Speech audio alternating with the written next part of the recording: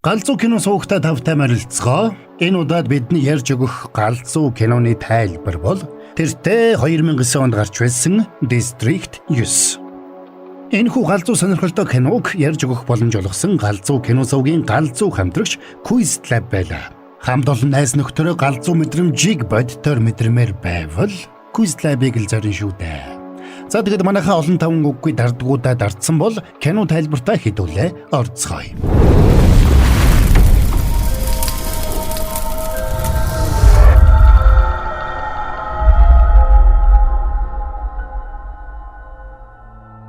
Мен 1982 он. Нэг өдөр аврах том харь гаргийн хөлөг Өмнөд Африкийн Йоханнесбург хотын дээр ирээд зогсжээ. Дэлхийд даяар цочрол давтаж харь гаргийн хөлгийн зүгээс ямар үйлдэл хийхийг амьсгаа даран хүлээж байсан ч 3 сарын туршид огт хөдөлгөөнгүй зогссон учраас харь гаргийн хөлөг рүү тусгай баг илгээдэг. Тусгай багийнхан хөлөг дээр нэвтрэн ороод тэнд хүн сангамжин дуусаж олон хонсны улмаас тураалд орж туйлдсан үе болон харь гаргийнхантай тааралддаг. Домруулсан хорхойдоо төстэй тэдгээр харь гаргийнхныг хүмүүс харийн хорхой гэж хочлох болжээ. Зарим хүмүүс тэрхүү том хөлөгөөс нэг жижиг хөлөг салж хаанигтай нисэн одохыг харсан гэсэн цуу яриа дэгдээсэн ч яг хизээ хаашаа явсныг хинч ярьж чадахгүй байлаа. Ингээд тэр олон харь гаргийнхныг яах вэ гэдэг асуудал Өмнөд Африкийн засгийн газрынхны толгойн өвчин болжээ. Гадаадын улс орнуудын шахалтын улмаас Өмнөд Африкийн засгийн газар тэдгээр харь гаргийнхныг хөлгөөс нь гаргаж хотын захад дөрвөстийн суурин байгуулж өгöd тэрнийг 9-р дүүрэг гэж нэрлсэн байлаа. Хөлөг дотроос бүхэл бүтэн 1.8 сая харь гаргийнхан гарч ирнэ. Ингээд өөрсдийн гэсэн дөрвөстийн лагерт амьдрах болсон харийнхныг дэлхийн онцөг булан бүрээс ирсэн судлаачид судалж эхэлнэ. Судлаачид тэднийг өөрснийхөө төрөл зүйл дотор ажилчин ангийнхан гэж үзэж байгаагаа мэдээлж байлаа. Тиймээс тэднийг удирдах ямар нэг удирдагч байсангүй. Тэгээд тэднийг юу хүсэж байгаа, ямар зорилготой болохыг мэдэх боломжгүй байлаа. Харийнхны хорооллыг тортой хашаагаар хүрээлж, буудад цэргүүд хамгаалж байсан ч эхний хэдэн сар ямар ч асуудал үүссэнгүй. Ямар ч тач харийнхан нохой муурны хоолнд туйлын дуртай болохыг хүмүүс олж мэдсэн байна. За тэгээд хэдэн сар өнгөрөхөд хотын иргэд болон харь гаргийнхны хооронд бага хэмжээний мөргөлдөөн гарч эхэлжээ. Учир нь засгийн газрын ард иргэдэд анхаарахгүй байж харийнханд хэтэрхий их мөнгө зарцуулж байгааг шүүмжилсэн иргэд харийнхныг зодож хөөхүүлж. Удалгүй төр засгийн зүгээс үзүүлэх халамж багассны улмаас 9-р дүүрэг ядуусын хороолол болон хувирчээ. Харийнхан ч машин тэрэг шатааж хүмүүсийн амьдралд тавгүй байдал үүсгэх болсон учраас хүмүүс болон харийнхны хоорондох зөрчил улам бүр хурцтлаа. Ингээд тэр бүс янз бүрийн гэмт хэргийн үүр болон хувирсан байна. Улмаар зэвсэгт бүлэглэлийн толгойлогч Обесанжо гэгч итгээд 9-р дүүрэгт хууль бус хар зах нээж тэнд хүний 8 болон зэвсгийн 8 газар агуулжээ. Харийнхны технологи зэвсгүүд хүмүүсийнхээс илүү өндөр хөгжсөн байсан ч харийнхны гарт тохирсон байдлаар бүтээгдсэн учраас хүмүүс хэрэглэхэд тохиромжгүй байлаа. Энэ байдлаар олон жил өнгөрөхөд хүмүүс болон харь гаргийнхны хоорондох зөрчил улам бүр хурцдаг болсон учраас 9-р дүүргийг хотоос холдуулан нүүлгэн шилжүүлэхэр болжээ. Тиймээс засгийн газар энэ ажлыг хийлгүүлэхээр батлан хамгаалахын чиглэлээр үйл ажиллагаа явуулдаг томоохон компани болох MNU гэх байгууллагатай гэрээлдэг. Улмаар тус компани гүйцэтгэх захирал Смит өөрийн хүргэн Викуст энэхүү нүүлгэн шилжүүлэх төслийг хариуцуулна. Ингээд Викус хөлсний цэргүүдийн хамт нүүлгэн шилжүүлэх ажлыг эхлүүлэхээр 9-р дүүрэг рүү явлаа. Тэдэндээ хамт Викусийн туслах зураглаач хамт явж бүх процессыг бижиж авч байлаа. Хөлсний цэргүүд маш их хэмжээний буу зэвсэг бэлдсэн байхыг харсан Викус битүүхэндээ дурамжхан байдаг. Гэвч хөлсний цэргүүдийн удирдагч хурандаа Вентер гэгч Викусыг тохуурхаж иймэрхүү зүйлсэд дасах хэрэгтэй гэж сануулна. За ингээд хөлсний цэргүүдийн цуваа 9-р дүүрэг рүү хөдлөхөд энэ дүүргийг хүчээр нүүлгэн шилжүүлэх гэж байгааг эсэргүүцсэн иргэдийн жагсаал цуглаан хүчтэй өрнөнө. 9-р дүүрэгт амьдардаг ядуусаас гадна харь гаргийнхан ч эсэргүүцлээ илэрхийлдэг.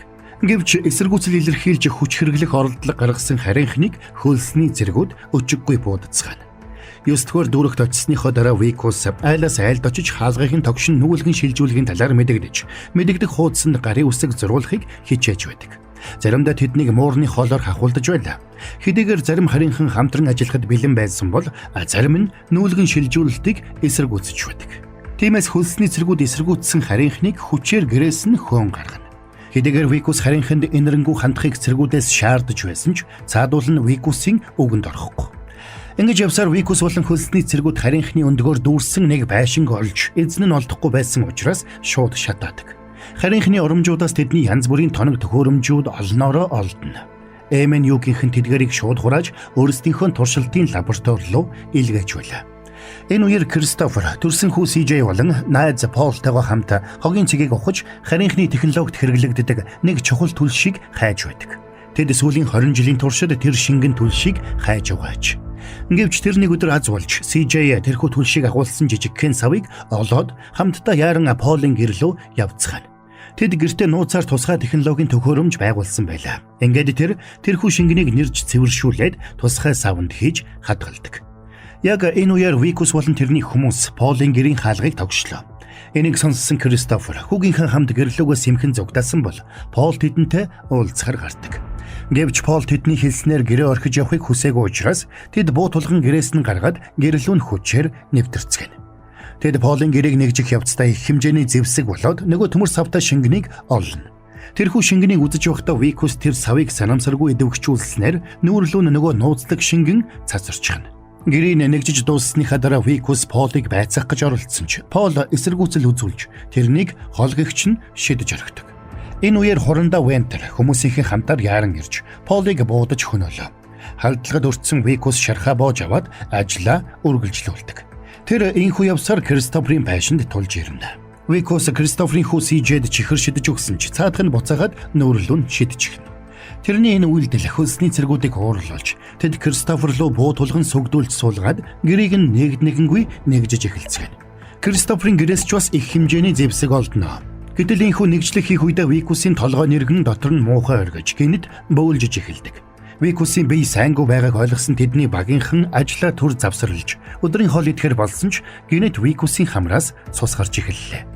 Викус ажил дээрээ ирээд тухайн өдрийнхөө тайланг бичих гэсэн ч зогсоо зайгүй ханиалгаж ажиллаа хийх боломжгүй болжээ. Хачирхалтай нь тэрний гарын хумснууд нь хуруунаас нь салж унаж эхэлсэн байна. Энэ үеэр 9-р дүүрэгт Кристофер CJ 2 Полын гэрт сэмхэн ирээд нөгөө савта шингэнээ хайсан боловч олсонгүй. Үүнээс болоод тэд сэтгэлээр ихэд унтцгаана. Тэр орон 9-р дүүрэгт хэдэн харийнхан Обесанжотой 8 хийж байлаа. Тэд хамгаалтын хувцас муурны хоолоор солихоор 8 алдаж байдаг. Гэвч Обесанжогийн хүмүүсийн нэг тэдэн лөө гиндүүлэн дайрч улмаар харийнхныг бүгдийг нь алж орхидог. Гэтэл Обесанжогийн удган тэнд хурж ирээд харийнхны гар хөлийг тасдаж Обесанжод идүүлэхээр өглөө. Обесанжо харийнхны дэвшилтэт технологиг ашиглаж онцгой хүчтэй эрх мэдэлтэй болохыг үргэлж мөрөөддөг байжээ. Харин тэрний удхан харийнхны сарвууны махыг идэх юм бол ийм хүчтэй болно гэж итгүүлсэн байна. Гэвч харийнхны махыг идсэн ч Обесанжо тийм хүчтэй болж чадсангүй. Тэр орой Викусыг гэртээ ирэхэд эхнэр нь тэрэнд тушаал дэвшсэнд нь зориулаад гинтийн бэлэг бэлдсэн байна. Хэдийгээр Викус бүгдэд найрсаг хандахыг хичээж байсан ч үнэндээ баяр тэмдэглэх тэнхэл байсангүй. Дотор нь муухарсан Викус угаалгын өрөөндөө ороод бөөлдсөн ч дотор нь дээрдсэнгүй. Гарч ирээд хүчээр нэг зүсэн бялуу идсэн ч бас л бөөлжиж гаргачаад ухаан алдаж унлаа. Маргааш нь Викус эмлэгдсэрнэ. Эмчнэр Викусийн гарын болтыг тайлтал хачирхалтай нь Викусийн гар харийнхны сарвуу болж хувирсан байлаа. Айж цочирдсан эмч MNU руу мэдэгдсэнд хөлсний цэргүүд яаран ирцгээж Викусыг тусгай ууданд хийгээд авч явлаа. Эхнэр нь тэднээс тайлбар шаардсан боловч хэн ч ямар ч тайлбар өгсөнгүй. Тэд явсаар Викусыг тусгай лабораторид авчирчээ. Викусийн халааснаас нөгөө савтай шингэнийг авч наривчлан судлахаар авч явдаг. Ингээд MNU-гийнхэн Викусыг янз бүрийн туршилтад оруулж эхэлцгээв. Ингэхдээ голчлон харийнхны технологиудыг хэрхэн ашиглах талаар туршилт хийж эхэлнэ. Сонирхолтой нь харийнхны ДНК-г таньж ажилдаг тэдгээр технологиудыг Викус бүгдийг нь ажилуулж чадаж байлаа. Гэвч энэ бүх туршилтаас болж Викус сэтгэл санааны хувьд хүнд дарамтанд орсон байна. Гэтэл хамгийн сүүлд Викусаар нэг харийн хүнийг устгуулсанд Викус сэтгэл санааны хувьд туршилтыг цаашид үргэлжлүүлэх тэнхэлгүй болж ухаан алдан унлаа. Энэ бүх туршилтыг наривчлан ажиглаж байсан MNU-гийн гүйцэтгэх захирал Смит эрдэмтдтэйгээ зөвлөлдөөд Викусыг бүхлээрээ харийн хорхой болон хувирхаас өмнө алж дотор эргэтэн болон цусыг нь хадгалж авах ёстой гэж санал нийлцгээв. Одоогоор Викусийн ДНК хүн болон харийнхны ДНК-г тэнцвэртэй хадгалж байгаа учраас энийг нь ашиглаад ирээдүйд харийнхны технологиг ашиглаж чадах супер цэрэг гаргаж авах боломжтой болно гэж тэд үздэсгэж байдаг. Викусыг ухаан алдсан гэж бодсон ч тэрээр нууцаар тэдний яриаг сонсож байж. Тиймээс Викус эрдэмтдийг гиндүүлэн тайрч нэг эрдэмтнийг барьцаалан аваад лабораториос зогтож чадна. Ингээд шүнжин нуугдсан Викусыг сэргүүдээс зогтож байх зур Смит охиндоо Викусийн талаар худлаа түүх зохион ярьж өгч байна. Викус айлын хувцас хатаагч дээрээс хувцас хулгайлж гудамжинд явж байсан хүүхдийн утсыг шүүрч зүгтаагаад тэр бүхэл хогон дээрээс хоол түгээд идэж байлаа. Ингэж явахдаа Викус өрөөсөн гараа нуух гэж байдгаараа л хичээнэ. Тэрээр найз нөхөдрөөгөө утсаар ярьж тусламж гуйхыг хичээсэн ч хинч тэрэнд туслахыг хүссэнгүй. Викус үүний цаад учрыг ойлгохгүй байсан ч удахгүй бүх зүйл тодорхой болно. Мэдээгээр Викусийн зургийг цацаж тэрнийг харийн хорхой нуудтай бэлгийн харьцаанд орсноос болж аимшигтай халдварт өвчин тулсан нь тодорхой болсон ч энийг хүлээн зөвшөөрөхгүй имлэгээс оргосон гэж зарласан байжээ. Ингээд Викусыг таньсан хүмүүс тэрнээс үхэн хатан зугтаах болсон учраас эцэстээ 9-р дүүрэг рүү явхаас өөр зам тэрэнд үлдсэнгүй. Аимшиг, адал явдал гэх мэт ямар нэг зохиолоор найз нөхөд хамт олноороо оргож зүгтэх даалгавар биелүүлж хурц ухаан авахаал самбаа шаардсан нөхцөл гал 100 мэдрэмжийг авахыг хүсвэл Quest Lab-ыг зориорой. Quest Lab. Викус тэнд очисон хойноож хоолны хаягдлаар хооллоно. Ингэж явахдаа тэр муурны хоолны үлдэгдэл олоод сайхан иднэ. Тэгээд идэж байхдаа шүдэн суларч унж байгааг анзаарнаа. Энэ үеэр эхнэр нь Викус руу залгаж тэрнийг үзэн ядаж байгаагаа цаашид тэрнтэй холбогдох хүсэлгүй байгаагаа хэлдэг. Викус бодит байдлаа эхнэртэй тайлбарлах гэж оролдсон ч цаадхан сонсолгүй утсаа тасалж байна. Ингээд цөхрөнгөө барсан Викус ховирч өөрчлөгдсөн гараа тас цавчхаар шийдлээ. Тэгээд цүх болоод гараа цавчих гэсэн боловч айсандаа гараа биш. Нэг хурууга тасалж өргөдгөө. Хуруу нь тэсгийн аргагүй өвдөжсэн учраас тэр гараа тайрч чадахгүй гэдгээ ойлгоно. Гэтэл энэ үеэр хөлсний цэргүүдийн нэстэг тэрэг олноороо нисж ирж байгаа харагдлаа. Өөрийг нь барихаар хайж явааг ойлгосон Викус зугтаж хамгийн ихний байшинлаг гүйн орсон нь Кристоферийн гэр байж таардаг. Викус тэдний дорж ирээд Кристоферийн нууцрыг олж харсан ч шархнаасаа болоод цус их алдсан учраас ухаан алдчихна. Хэсэг хугацааны дараа тэрнийг ухаан орхиод тэр олон жилийн өмнө цуу яриа болоод өнгөрсөн нөгөө жижиг хөлөг дотор хэвтэж байлаа. Кристофер тэр хөлгөө гэрийнхээ шалан дор нуусан байж. Кристофер CJ 2 Викусыг таньсан учраас тэрнээс авч явсан шингэнийг нь нэхэхэд Викус тэрнийг нь MN-ийн хураагаад авчихсан гэдгийг тайлбарладаг. Гэтэл тэр шингэн түлш байхгүй бол тэд том хөлгөө хөдөлгөх боломжгүй гэдгийг Кристофер CJ 2 Викуст тайлбарладаг. Энээс гадна их хөлөг дотор нь Викусийн өөрчлөлтийг буцааж хүн болгох төхөөрөмж бий гэдгийг тэр төхөөрөмжийг ч бас зөвхөн тэр шингэн түлшээр ажилуулах ёстой гэдгийг Викуст ойлгууллаа. Гэвч MN-ийн байрыг хөлсний цэргүүд хамгаалж байгаа учраас тийшээгээ дайрч тэр шингэн түлшийг авах боломжгүй гэж Викус тэдэнд учирлана. Ингээд тэд яах чаргагүй болцгоно. Тэр шөндө Викус Кристоферийн гэрт хонжээ. Гэвч шүнжин Викусийн арьс нь хуурч цээжин биеийн мутацад орж үгээр илэрхийлхэн аргагүй зовж хондог. Шөндөөнд эхнэр нь гинэт Викус руу залглаа. Тэрээр түргэн зан гаргасандаа уучлал гуйж Викустай уулзаж юу болоод байгааг ойлгох хүсэлтэй байгаагаа илэрхийлдэг. Энийг сонссон мань Викус баярлсандаа уйлнаа. Гэвч энэ нь Викусийн байршлыг тогтоох гэсэн MN-ийн өрх байдаг. Энэ үеэр бяцхан CJ төрлөх гаргаа маш их санаж байгаагаа аавдаа ярьж байлаа. Хариуд нь Кристофер шингэн түлшгүйгээр тэд хаашаач явж чадахгүй учраас харийнхныг нүүлгэн шилжүүлж байгаа шинэ байр руу явхаас аргагүй болж байгаагаа хүүтэй хэлнэ. Тэнд амьдрал илүү дээрдэж магадгүй гэж тэд найдаж байлаа. Гэвч шинэ хуарангийн талаар бүгдийг мэдж байгаа Викус тэдэнд тийшээ явбал байдал бүр дордох болно гэдгийг хэлдэг. Харин эцэг хүү хоёр туслахын зэрэгцээ. Эхнэртэй очихоос өмнө эргээд хэвийн болохыг хүссэн Викус нэг төлөвлөгөө боловсрууллаа. Ингээд Викус маргааш нь Обисанжо дээр очиод тэднээс буу худалдаж авахыг оролдоно. Гэвч цаадуулан тэрэнд итгэсэнгүй. Тэд Викусыг нэгжиж байхдаа өрөөсөн гар нь хувирсан болохыг олж мэдээд босстой дуулгадаг. Обисанжож баярлж Викусийн гарыг тасдаж өгөхийг цэргүүдтэй тушаалаа. Учир нь Викусийн гарыг идэх юм бол харийнхны зэвсгийг ашиглах боломжтой болно гэж тэр боджээ. Хэрэг бичтсэнийг ойлгосон Викус тэднээс зугтах гэж оролдож байхдаа нэг харийн зэвсэг олоод тэрнийгээ бариад өөрлөө хойрцсон бүхэн рүү буудаж эхэлнэ. Гэтэл харийнхны зэвсэг онцгой хүчтэй байдаг. Тэрээр Обисанжогийн хэд хэдэн цэргийг буудаж алаад тэнд байсан зэвсгүүдийг аваад тэдний хуарангаас гарч явлаа. Энэ үеэр Викусийн байршлыг утасны дуудлагаар нь тогтоосон хөлсний цэргүүд Кристоферийн гэрт ирсэн байлаа. Гэвч Кристофер CJ 2 тэнд байсангүй. Учир нь тэд Викустай хамт MN-ийн байр руу дайрахаар явсан байна. Тэд хамтдаа MN-ийн төв байрны үүдийг дэлбэлж ороод лаборатори руу явцгаадаг. Замдаа хамгаалалтын хэд хэдэн хүнийг буудаж унгана. Энэхүү явсаар тэд эцэст нь шингэн түлштэй савыг олж авцгаадаг. Гэтэл тэр лаборатори дотор аимшигтай туршилтанд орж амиа алдсан маш олон харийнхан байгааг Кристофер олж харлаа. Тэдний дунд дотны найз Полынхан ч цогцос байжээ. Энэ бүхнийг харсан Кристофер цочролд орно. Тэднийг энэхүү цаг алдаж байх зур хөлсний цэргүүдэж ирцгэн. Викус тэдэнтэй буудалцаж цаг хожих зуур Кристоферт CJ-ийн ирээдүг бодож яралтай эндээс явахыг сануулдаг. Ингээд Кристофер лаборатори дотор байсан харийнхны тесрэг бомбыг авч барилгын ханыг зад дэлбэлээд гарч гаражд байсан машиныг унаад Викустай хамт зогтцгаадаг. Тэд машинаараа давхсаар 9-р дүүрэгт ирэхэд хөлсний цэргүүд тэднийг нисдэг тэргээр мош өгсөөр хурж ирнэ. Ингээд Кристофер CJ-ийн хамтаар жижиг хөлгөндөө суугаад хөөхөд бэлтгэж эхэлдэг. Энэ үеэр Кристофер Викуст үннээ хэлнэ. Юу гэвэл тэдэнд байгаа шингэн түлш Викусыг буцаагаад хүн болгох төхөөрөмжийг ажилуулахад хангалтгүй байж. Тиймээс тэр 3 жилийн дараа эргэж ирээд Викусыг хүн болгож өгнө гэж амладаг. Энийг сонссон Викус уур хилэндээ автна. Тэрээр Кристоферыг ухаан алдтал зохиж унгаагаад Кристоферийн жижиг хөлгөнд суудаг.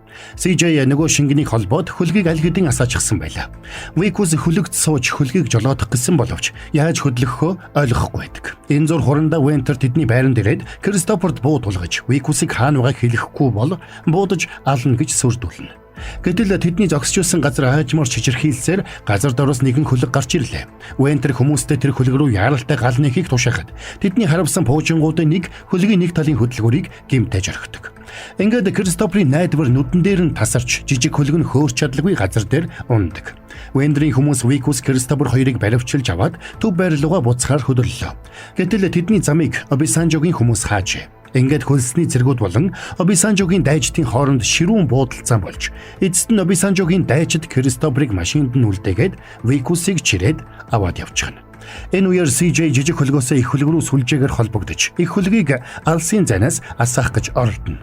Обисанжогийн дайчид Викусыг удган дээрээ авчирхад цаадхан шашны зан үйлээ үйлдэж Викусын гарыг тайрч авахар бэлтгэж эхэлнэ. Гэтэл энэ үеэр CJ их хөлгөө амжилттай асааж чадсанд их хөлгөөс цадсан долгион ойр хавьд нь байсан бүх харийн технологиудыг ажиллуулж эхэллээ.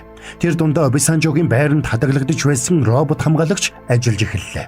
Тэр хамгаалагч Викусыг өөрийн тал гэж таниад тэнд байсан хүмүүсийг дайсан гэж үзээд бүгдийг нь буудаж устгана. Тэр дунд Обисанжо өөрөө ч бас суманд оногдож амиа алддаг.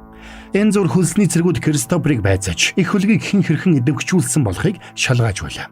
Тэдний зарим нь Викусыг барихаар араас нь явж. Ингээд буудаа цэргүүдэд бүслэгдсэн Викус нөгөө хамгаалтын робот дотор ороод өөрөө удирдах хөлсний цэргүүдтэй байлдаж эхэлнэ. Гэвч тэд Кристоферыг барьцаанд авсныг харсан Викус тэдэнтэй тохиролцоо хийх санал тавьж Кристоферыг тавьж явуулах юм бол өөрөө бууж өгье гэж хэлдэг.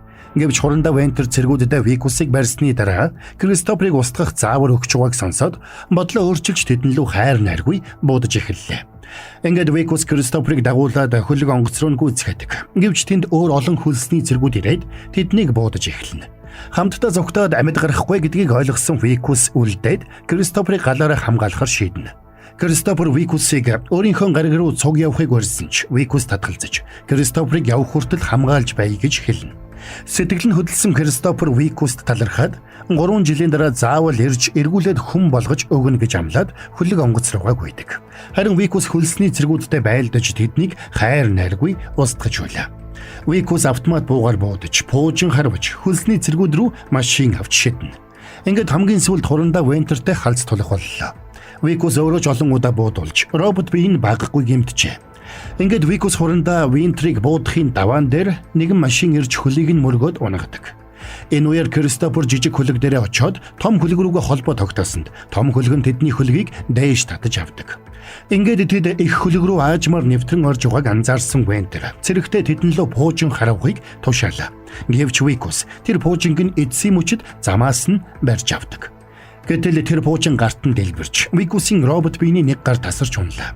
Цаашид тулдах боломжгүй болохоо ойлгосон Викус тэндээс зогтох гэж оролдсон ч Вентер тэрнийг дагаж буудсаар байсан учраас эцэстээ робот бие нь бүрэн эвдэрчээ.